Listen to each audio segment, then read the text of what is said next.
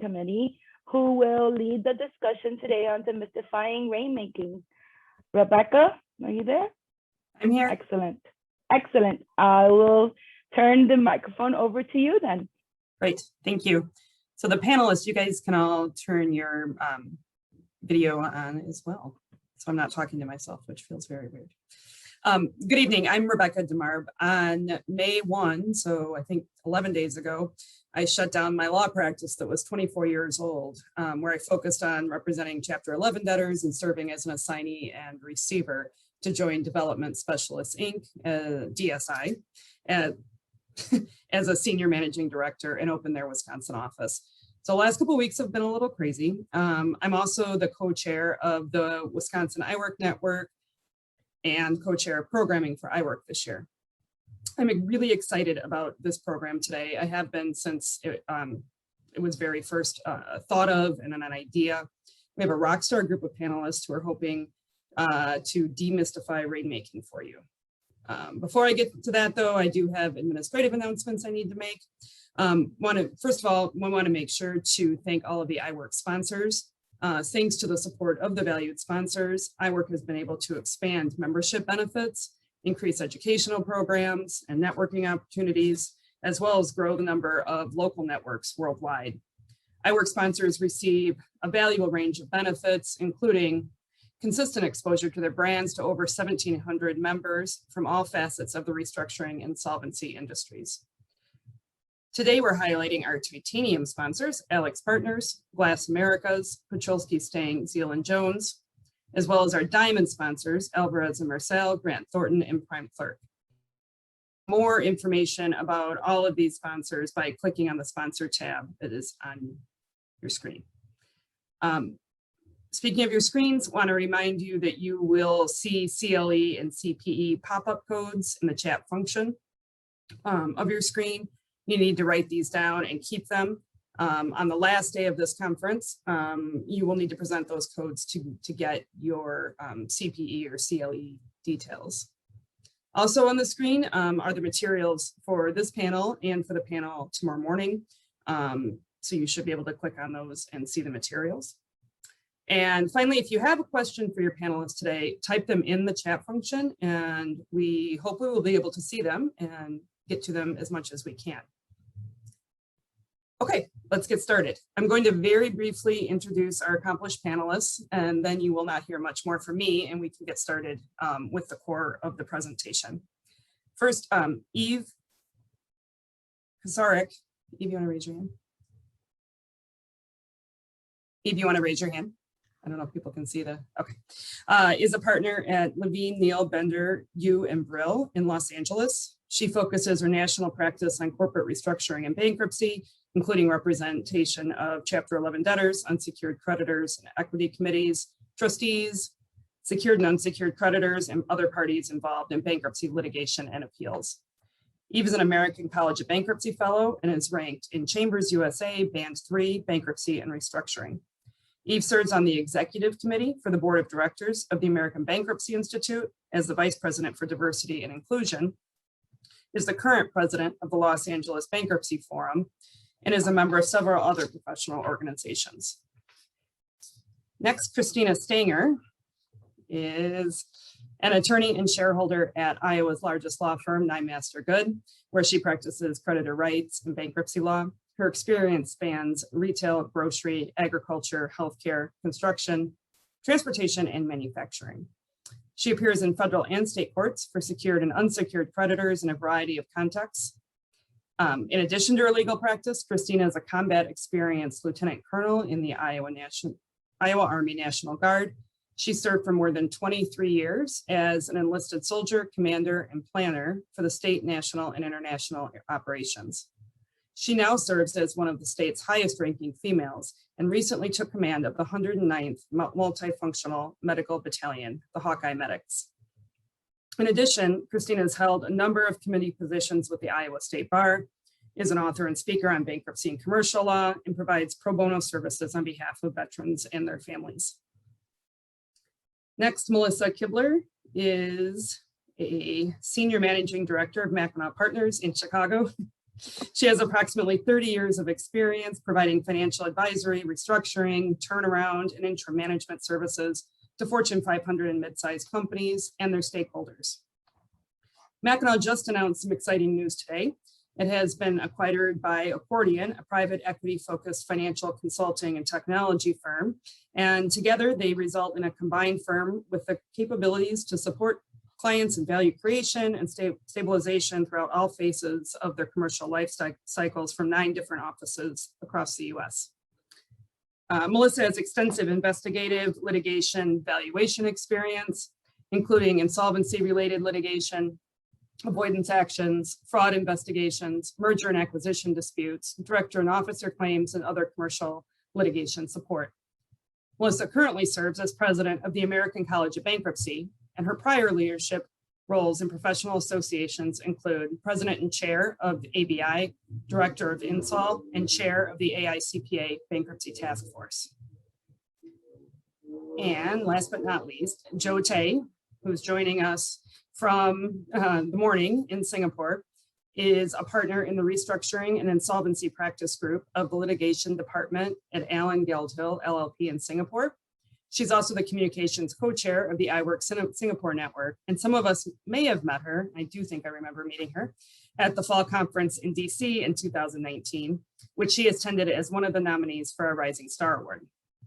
Joe advises financial institutions on a wide range of contentious and non-contentious insolvency matters and specializes in cross-border restructuring and insolvency. So that is the brief introduction of these titans.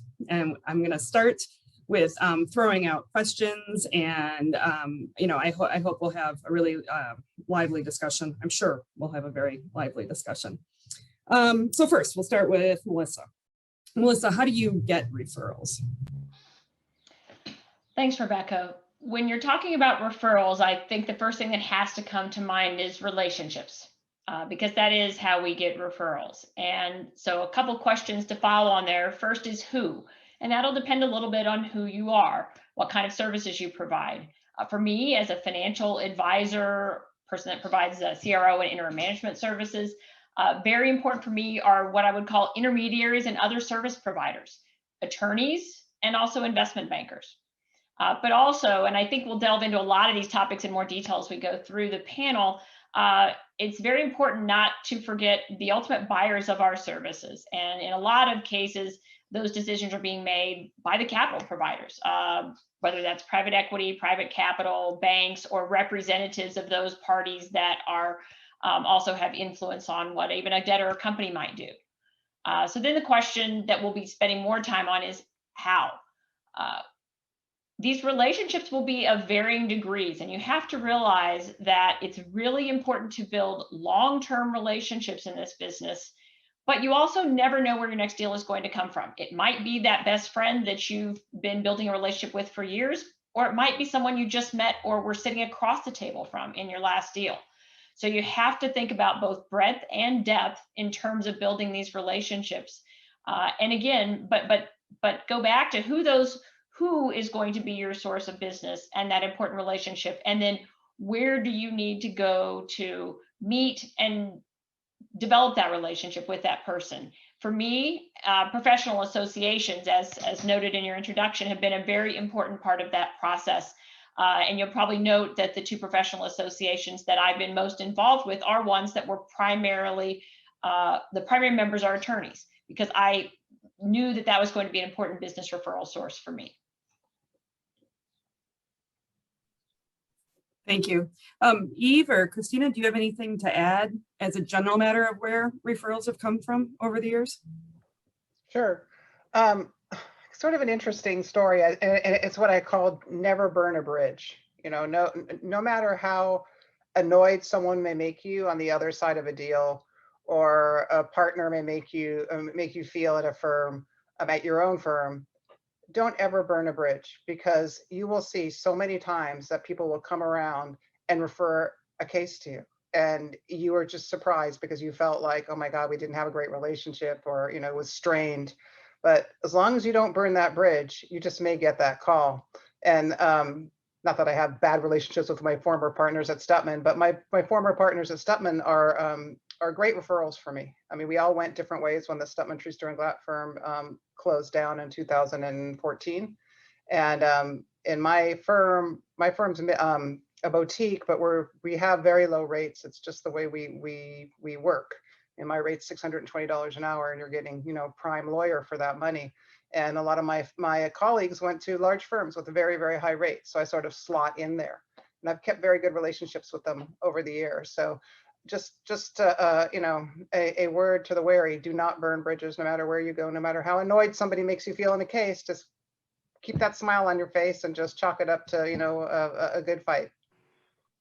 That's been my experience too, Eve. I've actually moved around a fair amount in 24 years, and some of my best deals have come from people I practiced with at other firms. Yeah, I call this the stalking rule, right? Like always, you know, check and see how your folks are doing beyond just building the meeting and making the relationship. You know, continue to follow up on that. You know, be interested in what they're doing, what cases they're working on, or accomplishments they're having.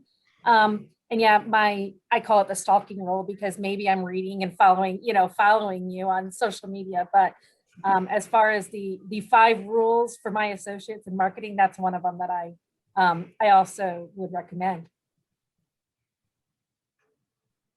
Joe, did you want to add anything since we went all the way around there?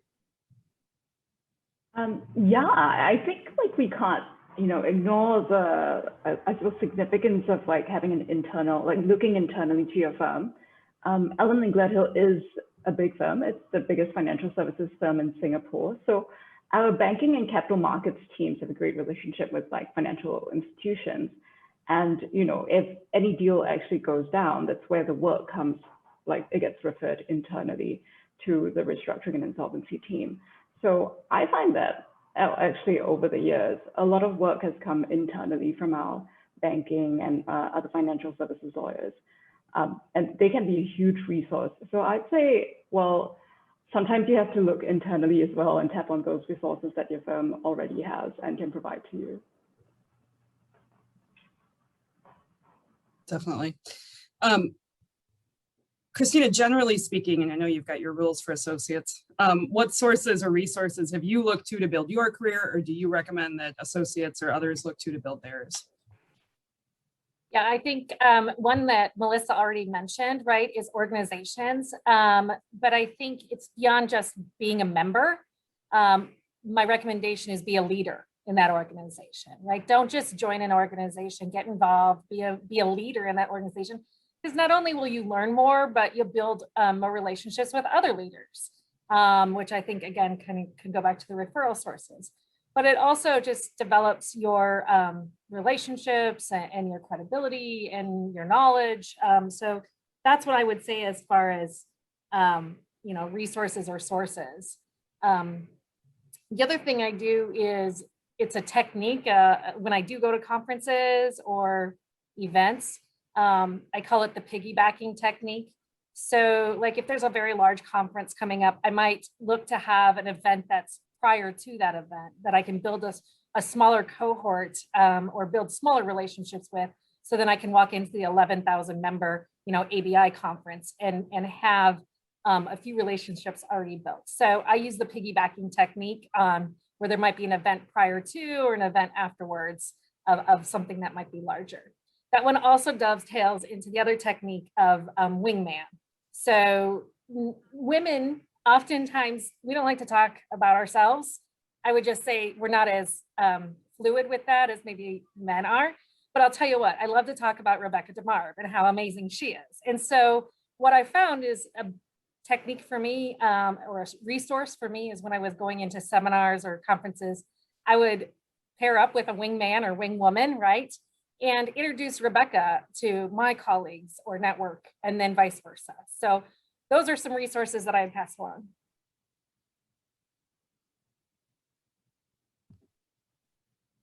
Thank you. I love the wingman. What about you, Eve? Do you have any resources or sources that you've looked to in particular? I don't know. I guess resource wise, I mean, this is sort of maybe a little bit off topic, but I just think you got to know your stuff really well. And by resources, I mean, really, you know, learn your field. If you're a really young lawyer, somebody once described the bankruptcy field to me as like a series of oil wells. So you drill into, section 327 and you learn that really well. And then you're drilling into 541 and then all these different sections, and all of a sudden all the divisions fall, go away, and you have a big pool of knowledge that you've learned, and you see how everything connects. And and so it's, when you're a young lawyer, it's really getting to know those different sort of drill spots until you can drill so much that you open up and have that resource. Because people, you can be fun and you can be nice and you can be engaging, but you also got to know your stuff really well. That's really important in order to develop business.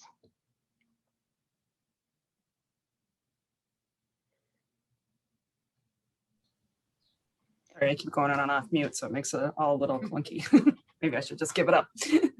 Melissa, did you want to jump in on that one? Well, I did. I think one thing that's important to think about in terms of resources, because we've talked about a lot of different relationships or using colleagues and professional associations, but one is to know what levers you have to pull and when you want to pull them, and being able to be very specific and ask for help at the right times. For example, I remember when I was trying to make partner at an accounting firm, and my mentor said to me, look, you've developed a very strong relationship with this particular lender that we had been working with over the time. She likes you. She, at Dave's point, thinks you're doing a great job. She would love to support you in this. So go to her and explain to her what you're trying to do. Explain to her that you want to make partner. Explain to her how important it is that this year you develop and you demonstrate your business development opportunities, and ask for her help. And sure enough, that case came in because she knew what I needed and she wanted to help. So I've seen that same thing work internally when asking for assistance from internal sponsors. But I think that's an important thing to think about.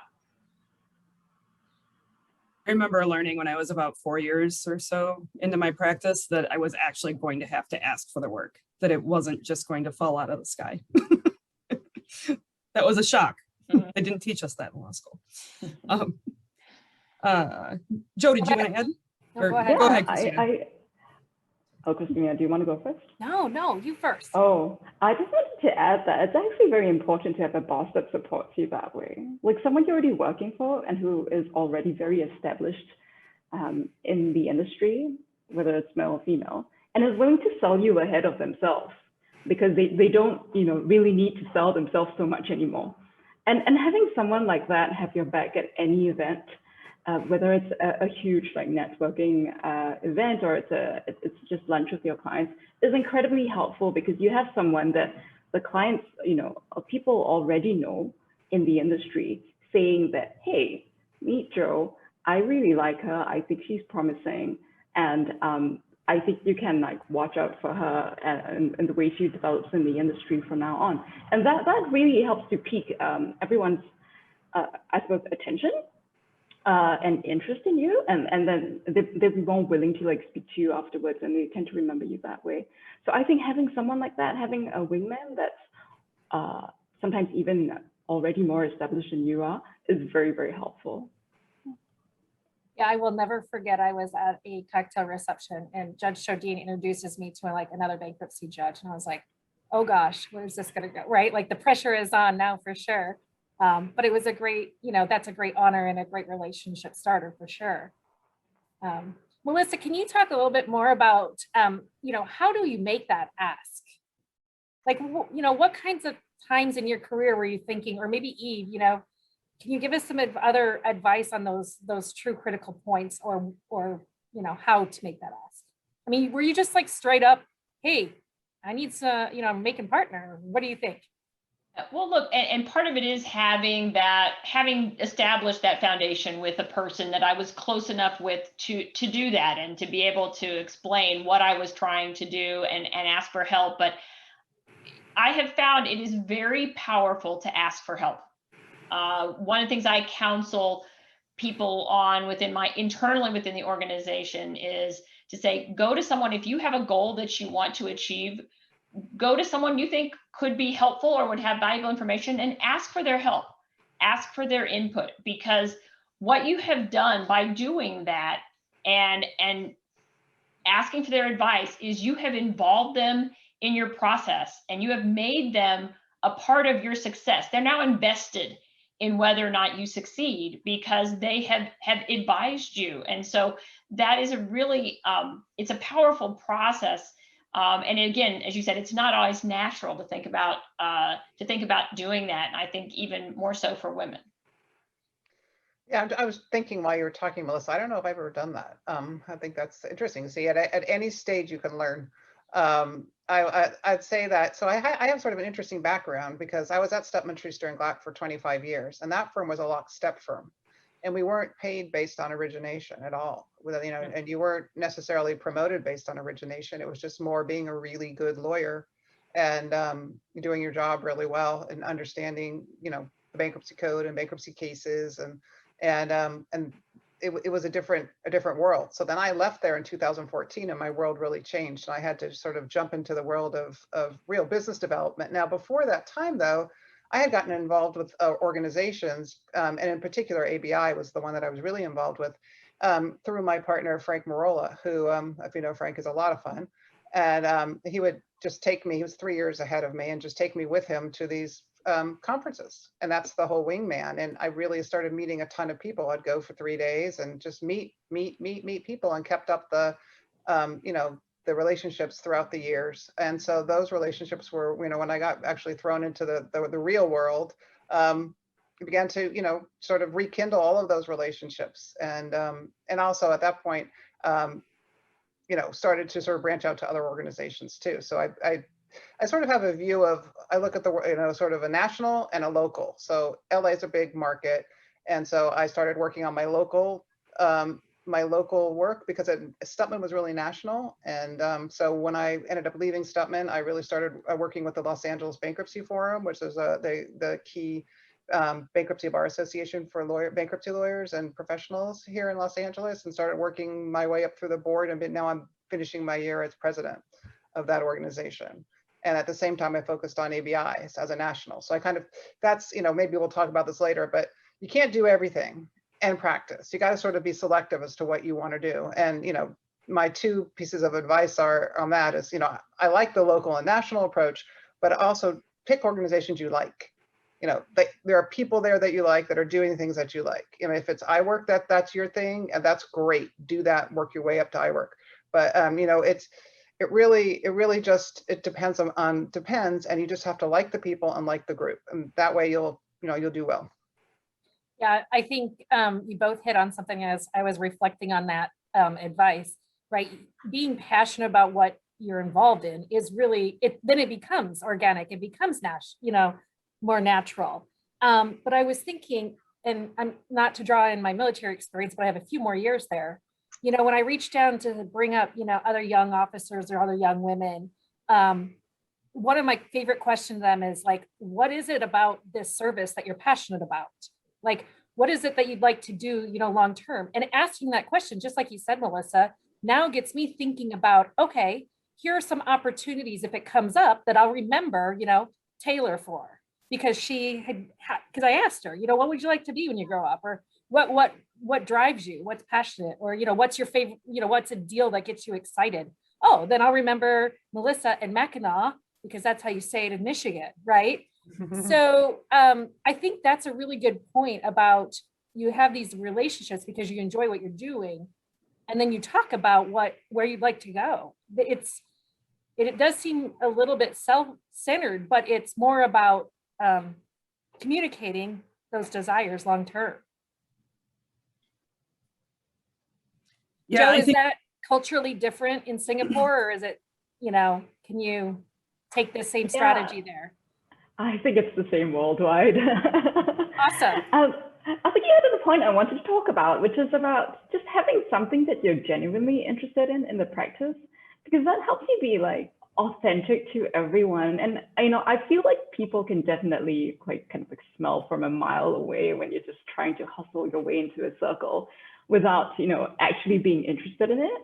But when you're actually there and interested and present, I think, you know, that's something that's very attractive, and then, you know, naturally kind of like moves people towards you. And I think, you know, that's really a key ingredient to like building your network. I'd say authenticity is the way to go.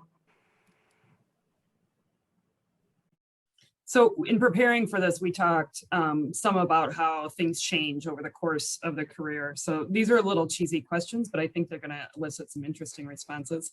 So we started off saying, if you could, looking back, what advice would you give yourself as a first year, as in your profession?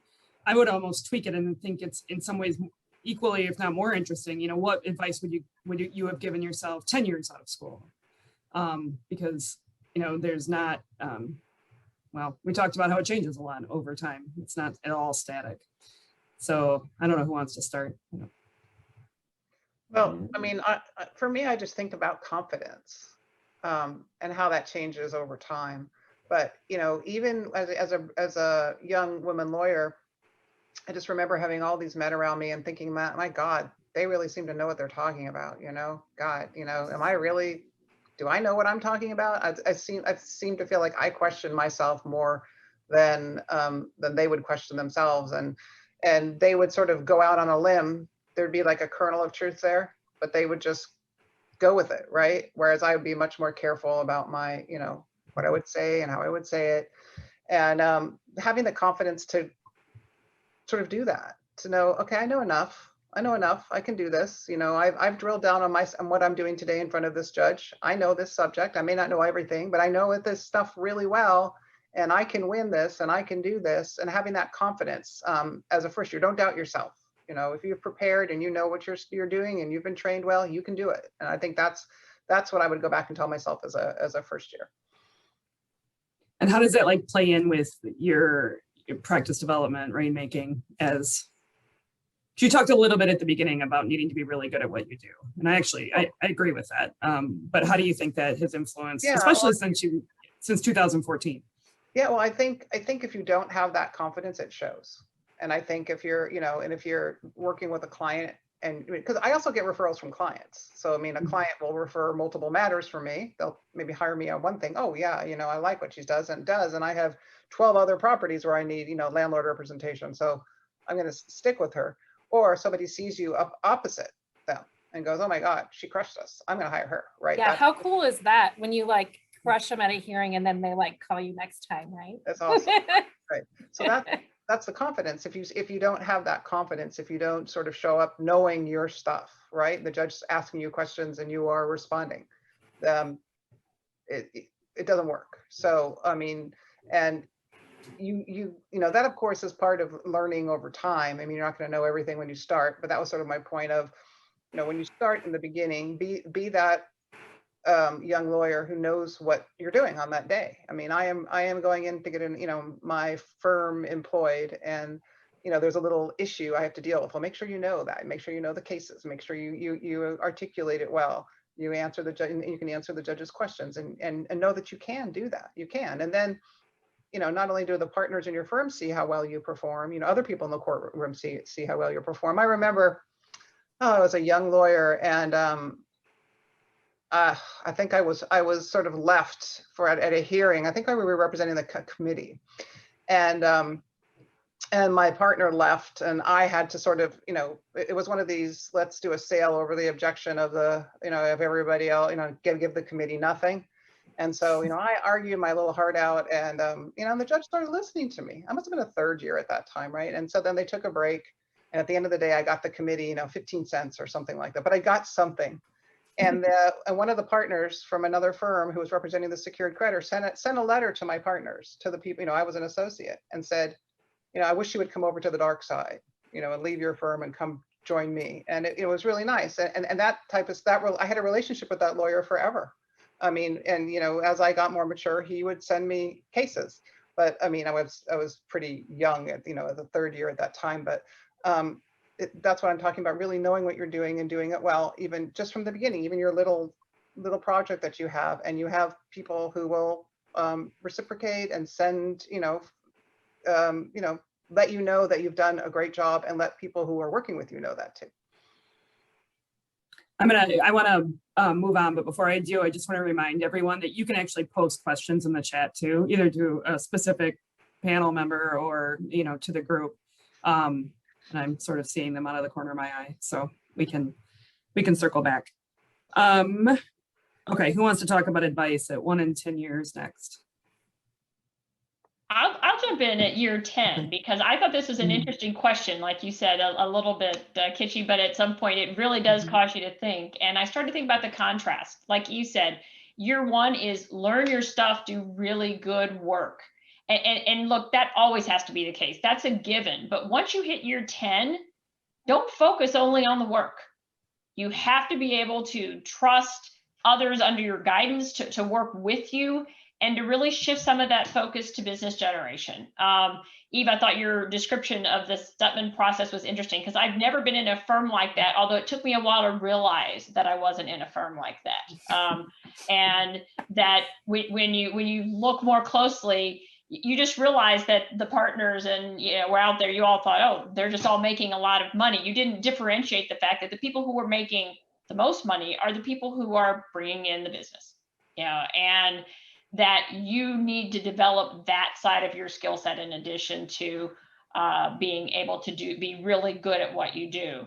And also I mentioned, for example, forming relationships with other service providers like attorneys, investment bankers, financial advisors.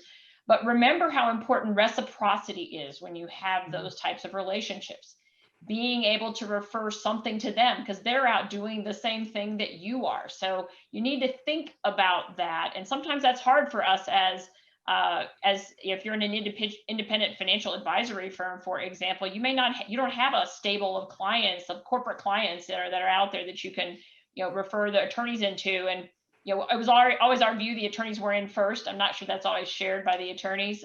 So we had less opportunity to refer those relationships in some cases. But think about reciprocity, I think. And again, that I don't know that I fully appreciated some of those nuances as I was coming up, and probably would have done better if I'd known a little bit more at year 10 about that. And then I mentioned earlier capital providers as well, because as important as these other referral relationships are, find a way to create relationships with the buyers of services. And we've all seen how important private equity is today, and some of these private capital and other funds. I mean, these are people that are driving decisions, and it's important to think about who those decision makers are and create those relationships as well as ones with other professionals in the business.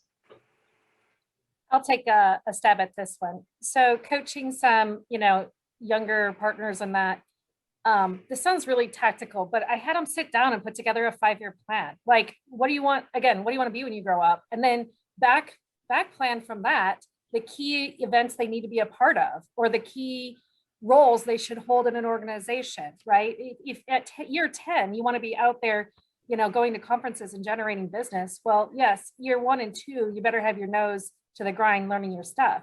But you don't just show up and become the ABI president, right, Melissa? There's a process to it. And so being very proactive and affirmative in planning those times out. I literally sit down and do that. And then I, add my kids' birthdays in there, and the whole life is planned, right, for the next 5 years. Me, Rebecca, I probably do have a career map for every week. But the other thing I would tell myself, when I was younger, is don't be afraid to take a call. And this gets at one of the points earlier is you never know if that's a small seed that'll come to grow later on, right? I am never afraid to take a call or meet a new person or build a relationship. There's a ton of people and a ton of nuances to our industry that I don't know, that I don't understand. And why not learn more about it and meet new people along the way? So while, yeah, it takes time and it feels like a grind, one more phone call or an hour of this or an hour cocktail of that takes a lot of time. It really does. And I could definitely, use an extra hour every day for billable work. But at the end of the day, I have to have business coming in to keep, the lights on. So I never hesitate to take another call or to meet someone new. And I know my peers maybe aren't on the same page of me on that. I have to say, I'm actually not at year 10. So yeah, I was wondering if you were. Okay, year 7. I'm probably at year 8 or year 9 this year. Well, thanks everyone for your notes. But I think just one thing I'd like to add on this point is that to a young associate, I would encourage them to join a professional network early. I feel like our first to third year associates tend to confine themselves to a silo and think that, well, I'm just here in a firm, I'm trying to survive and keep my head above the water. So every day I'm just going to turn up at work and like try to do stuff and try to survive. I don't know why everyone's going out for drinks with other people. It might be a waste of time. So I just want to finish my work and go home. And that's not helpful, because then you can only see yourself as an associate in this firm trying to finish your work for this boss and like get out. But once you join a professional network, I find that's when you realize, what your role is at a wider level in the industry, and being able to identify yourself as, for example, a restructuring and insolvency professional in industry at a wider level helps you go that distance. I would also actually echo what Kristina said about just having to keep going to networking events, because it's not like you walk in and you know everyone in the room. And I don't know whether everyone recalls their first networking event. I have to say, I was bewildered. I knew nobody. I only knew my boss, and that's why I said it was very helpful when your boss is willing to take you around and introduce you to people, because otherwise you're just there and it's pretty awkward just holding a drink in your hand trying to talk to somebody. But then, you just have to be there and make friends, and then half a year later, meet the same people the second time around, and again until one day, some years later, you realize you can walk into the room and at least say hi to a number of people, right? Which is why I think, just going back to the, if I had to speak to a young associate about this, I would say just start early. It's definitely awkward, but you have to put yourself out there. And I would use, do you guys know Lisa Vandestieg? I'd use her strategy, and that is get a blingy lanyard. Because if nothing else, they'll come and talk to you about your lanyard that you have that's blingy. She has a purple blingy lanyard. And so that's the lanyard rule, by the way. And it's surprisingly effective, because there's a lot of other people that don't know how to start either, and then they can start with the lanyard, right? Exactly. Deborah actually put in the chat, and I said she should turn on her camera and join us if she wants to, that on relationships and reciprocity, even if you don't, is she coming? There she is. There she is. I'll let her say it. Well, I was hearing you talk about giving back work and reciprocity and relationships. And one of the things that I think is sometimes hard for women or even younger lawyers and other professionals is that you don't always have work to give back to someone, but that doesn't mean you can't reciprocate in other ways. So you can give someone an opportunity to speak on a panel. You could introduce someone to someone else they want to meet. All different kinds of things. You can support a cause that's important to them. So there's lots of different ways to reciprocate if you don't necessarily have a case to give someone. So I just jump in and say that. Congratulations, Deborah. Thank That's you. great advice. I think that's also different, right? In year 1 versus 10, I got a better client development account as I got, older at the firm. made it a little easier to pay for Rebecca's drinks. Yeah, indeed. So that you were kind of headed here, Joe, and the next question on my list is, what's the hardest part? What's been the hardest part of building a practice for you? Ooh. I have to say, sometimes when you're in a big firm, you have to work through a lot of conflict. Yeah, everyone's giving me love. But that aside, I think I think it's a combination of certain things, because you need a combination of things, I feel. And I wouldn't dare to say my practice is so successful right now, but if I had to venture a guess, it would be a combination of knowledge and personality, right? And I would break personality down into 2 parts, which is one, being able to understand what your clients need. Just being able to emphasize and say that, well, I think what they actually need right now is this, and then be able to deliver that. And the other thing about the other aspect of personality is actually being able to well, actually go out there and talk to people and get work in.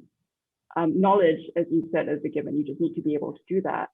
And it's also part of establishing yourself in the industry. Like, people need to know that if they give you the work, you will be able to handle it, and it won't be a complete mess like two months down the road. First, it's also a thing for me right now. I think a third thing I would throw into the mix is common sense. I recently was talking to one of our partners, and he said, "Oh, it's odd. Like, sometimes the hardest thing to find in a person is common sense when you try to hire." But I found that it is just so important to have common sense, especially in this area of practice, where sometimes it's not about the law. It's about like how to fix this problem really quickly in the most painless way for everyone. And it's not a legal application. Sometimes it's a call. Sometimes it is just something that you offer to someone, and you realize that there is a solution that's actually on the table already for everyone, and you don't have to spend extra time and costs going to court to fix a problem that's actually just a perceived problem.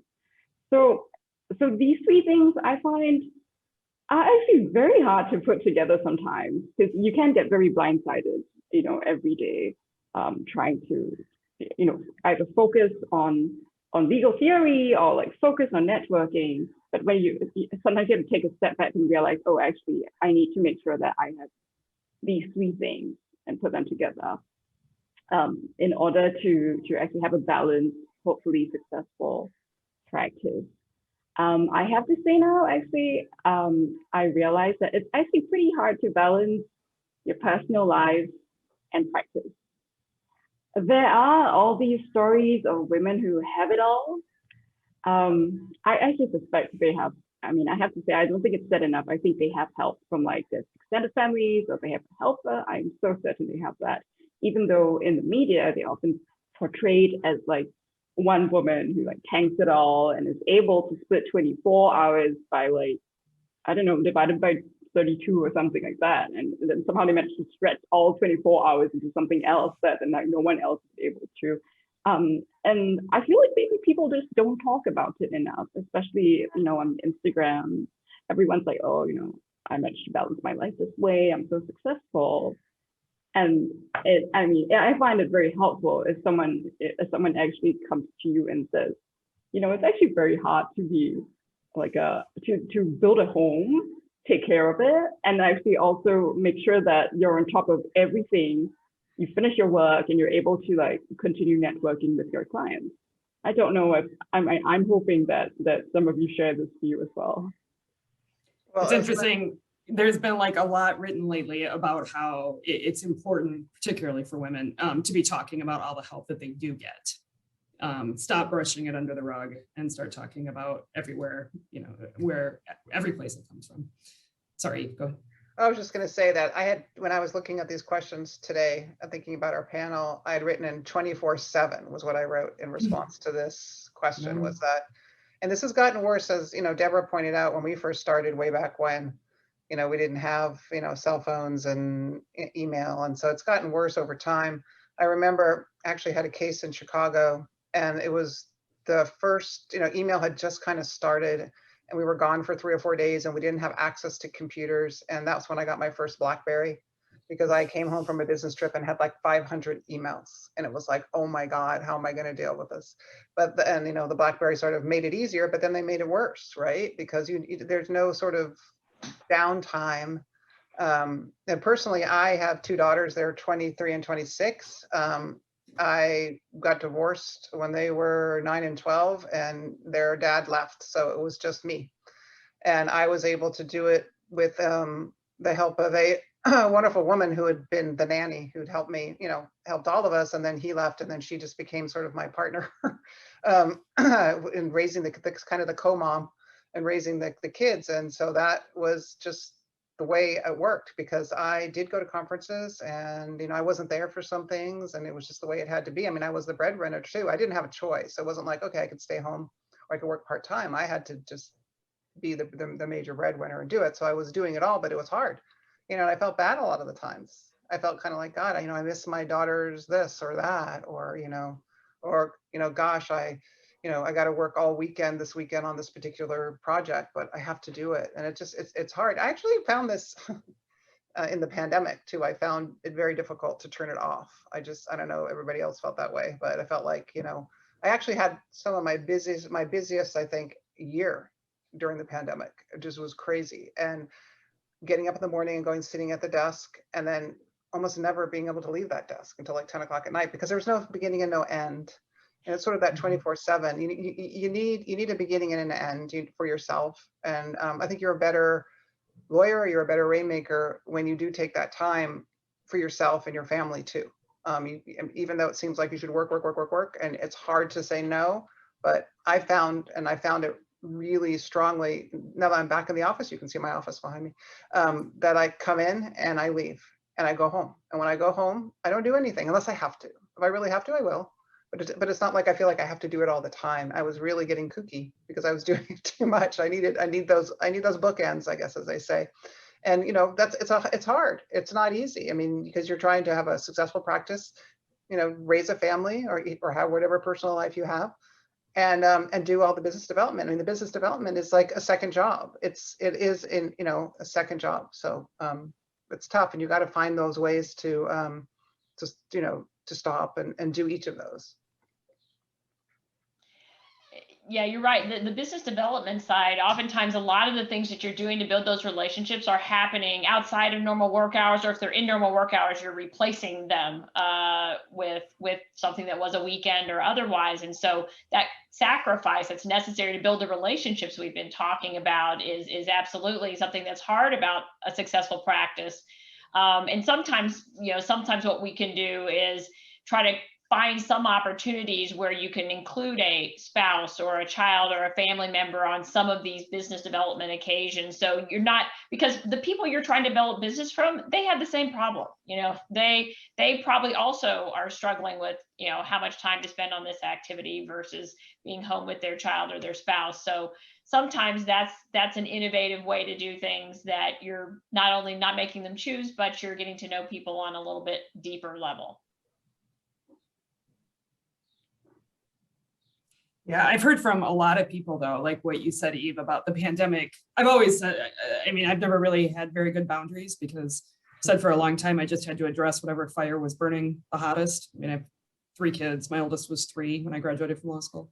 But I have heard that the boundaries are even, a lot of people have experienced that even fuzzier boundaries, right? And people are expecting responses even more. And it already seemed like a lot in 2019. What about you, Kristina? One of the phrases I grew to embrace in that 7 to 12 year window of my career was not yet, instead of saying no. Again, it was like this idea that I felt guilty because I did really want to be a part of everything. And I was like, well, maybe it's just a not yet. And then I'd go back to my 10-year plan or 5-year plan and write it in there where it would maybe make a little bit more sense. But yeah, no, it's from a very transparent position here. I mean, I have 2 careers going, and, without, partners, a housekeeper, a pizza delivery man, we wouldn't survive in my place. Soccer carpool is a thing, and asking my husband to run that is, one strategy I used. But I've been gone many weekends or military training, and yeah, we miss things. I hope and pray that shows, strong female leadership, and may we grow them and raise them, right? But yeah, I'm the main breadwinner, and I don't have a choice. And I do love what I do. I do like solving problems. So that, hopefully that works out in the long run. And if not, I've got insurance for therapy. I do too now. Right? Yeah. Melissa, No, did you want to talk I about? don't mean to lighten, the subject, but like it is hard. And I think transparency with mental health and wellness and holistic health is so important. I mean, obviously, a lot of those bar associations are grabbing onto that as a requirement. But yeah, you're right, Eve. I am a better lawyer when I take a chance and go for a run or something, or do networking at the spa, for example. Melissa, did you want to talk about the hardest part? Oh, before you start, Jenny's been reminding me to remind everyone that the CLA codes are in your chat. So if you're looking for them, they're in the chat. Okay, sorry. Go on, Melissa. No, I guess I'll go back to a topic that we touched on before, which is asking for help. And I was talking about being strategic and doing that at a certain time. But if I generalize more to kind of building a practice and the things we have to do over and over, women don't like to ask for business. I think we do a good job with the part that Eve talked about, learning our craft. We do probably a good job on building a relationship, and then we'd like to stop. And that's what, and I have to tell myself that I don't think I do a good enough job of doing that, going to that next step and saying, and I really would like some business from you. And sometimes it's being able to be out there and help people realize that you want them to think of you as more than just, someone, a contact and a person that they, enjoy spending time with or respect in the industry. Other times it really is working hard to figure out how to help people help you. I've had people, even thinking back in the last 5 years, I'm thinking about a particular person who very sincerely, a competitor of mine said, I'd love, tell me what I can do to help you. I've never gotten back to that person. I've never made an ask of that person. I've never figured out how do I take advantage of that? It was a sincere offer, right? And those are things that we all have to work hard at to think about, how do I ask for business, and how do I find a way to, for other people to help me to take advantage of these relationships I've built and the respect, that everything that I have done engenders. So I certainly think that, that's a difficult aspect of building a successful practice. And then, probably we should not move past this is an iWork conference. We're all women here, and we do face some barriers as women. And I've never been a person to have a chip on my shoulder. I think I've been given tremendous opportunities. But I also think, as I look at business referrals and generating business, that whether much of it may be unconscious, but people refer business to friends, to people they like, and oftentimes that's people that look like them. So if you're coming in a system where a lot of the business referrals are coming from men, we have extra hurdles as women that we have to overcome in order to be the person that gets that call. Let's see, I think it was in association with Valcon. There's been so many virtual conferences recently, but there was a happy hour that was being done, and Kevin Carey was running it, and it was related to diversity, equity, and inclusion. So your area at ABI, Eve, and it was really interesting, and we were all having a roundtable. Discussion. And it was very, it was really inspiring to hear people talking about this very thing and talking about how one of the ways we really can get past some of these issues in diversity, equity, and inclusion, which can include women and other aspects, is to actually take the step to refer business to someone that doesn't look like you. And I think that is something that it's a challenge that we all have, but it's something that all of us have to think about how we can do that as well. I think so too. Deborah, do you want to join us again? She should just keep her camera on for the last 15 minutes. When I started at my law firm, the name of the firm was Pachulski, Stang, Zeal, and Young. And Young was Thompson Young, who I know Eve knows, who's not with us any longer. But Thompson was a master at business development. And the thing that he did, and Rich Pachulski still talks about this because it was something that even Rich who's also great at developing business, didn't think about. What Thompson would do is he would go to a meeting or a lunch or something with someone. And at the end of the meeting, he would say, okay, this was great. How can we help each other? What can we do for each other? How can I help you? And how can you help me? So it wasn't just, how can you help me? Please send me business. But it was, okay, you know, everybody knows that's a pretense for the lunch. So let's just put it out there and let's just say, what can we do together? And he would just ask. And I remember Rich first telling me about that and saying it just completely changed the way a lot of us thought about asking for business and just developing a relationship and saying, what can we do for each other? And following up with it, which is the hard part. It was these kinds of nuggets that I was hoping to get out of this panel in particular, because that kind of stuff stays with people. And I've heard, I can think of a couple women in particular who use that, and it's really effective. They might have heard somebody say that before with the same example. It's pretty cool. The other nugget like that is when someone asks you what kind of lawyer you are, or what kind of work you do.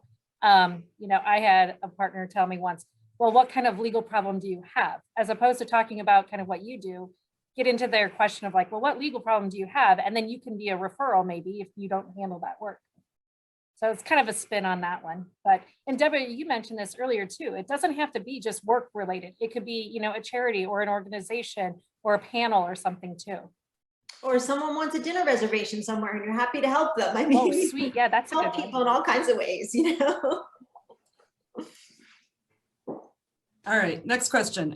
What personality characteristic has allowed you to become a successful rainmaker? I sort of danced around this one, but it might be interesting to hear it more directly. I don't care who starts. Joe, you start. What else? The easy one is about being like, I mean, I'm quite extroverted. That's easy, but you know, I don't think it's a disadvantage if you're just naturally introverted. There's a place for everyone everywhere. But I think what's more important, and I think we touched on that earlier, is the ability to just empathize and kind of understand, even if the client is not saying it, what the client actually needs or is looking for.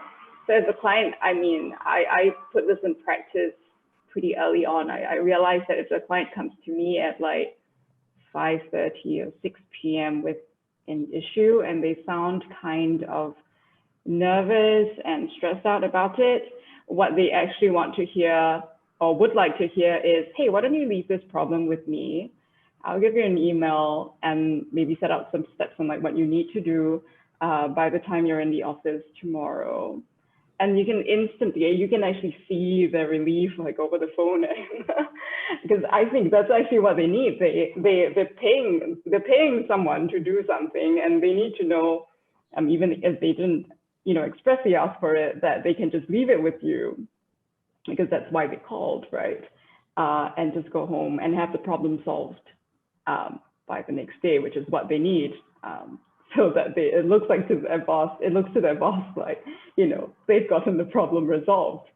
So I think it's actually very important to be able to put yourself in that person's shoes and think about what they might need and whether you might be able to deliver that for them.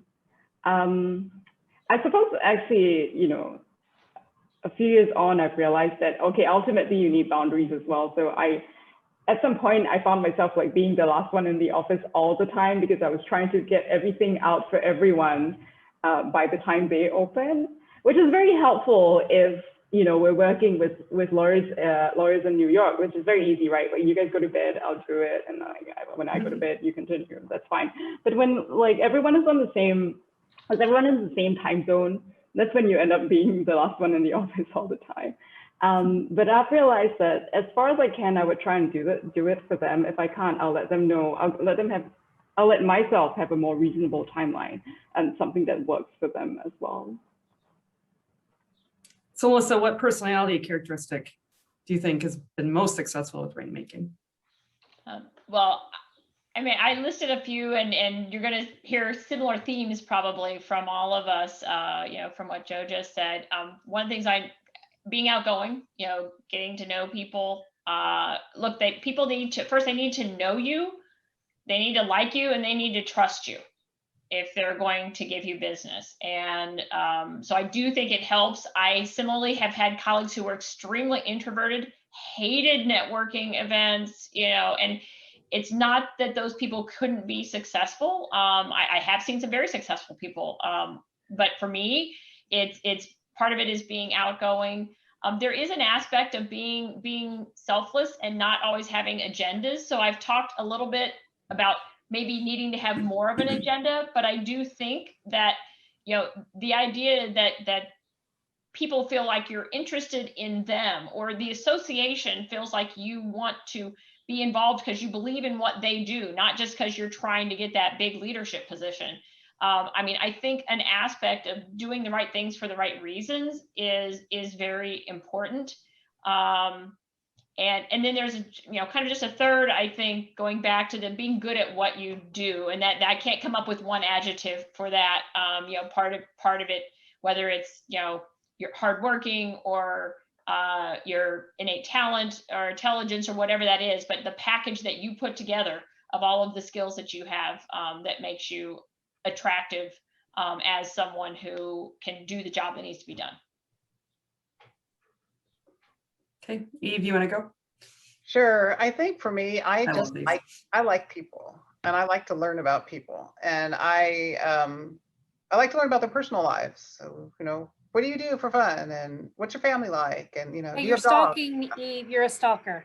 Yeah, I love dogs. I have dogs. What do you do? That I love it. I'll tell one story. It's pretty funny, and I'm not going to name the person, but I was on a flight at 8 o'clock in the morning after ABI's Southwest, which is in Las Vegas. So it was 8 in the morning. So, and the two of us, we hadn't drank much for some reason, me and somebody else, and we were actually ended up on the plane feeling okay, and we were coming back, and I asked this person, I said, how was your trip? And he goes, it was good, but I'm a little nervous going home. I go, why? He goes, because my kids are gone. They're all in college, and I got to get to know my wife again, because we don't know each other that well anymore. Would you and your partner go out for dinner with us? And we did. And we developed a really nice relationship, have sent business back and forth. So I think that sort of connecting for me personally, because I am an extrovert and I do like people and I do like to talk and hear what they have to say. That's been really, really helpful for me.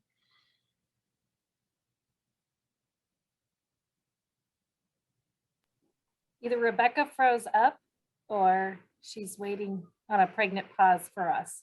Oh, there she is. All right. You're on mute. Well, I'll jump in so that All of a sudden everybody froze. Yes, there go, she sorry. is. She's in. I was just going to add authenticity, I think, from a personality.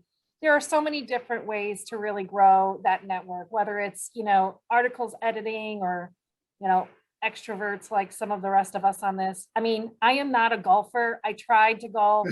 All of the male Army officers golf. Like, I can't golf. And none of them like going to the spa. So I had to find a different way because it was super, it wasn't genuine when I was out there trying to build those relationships.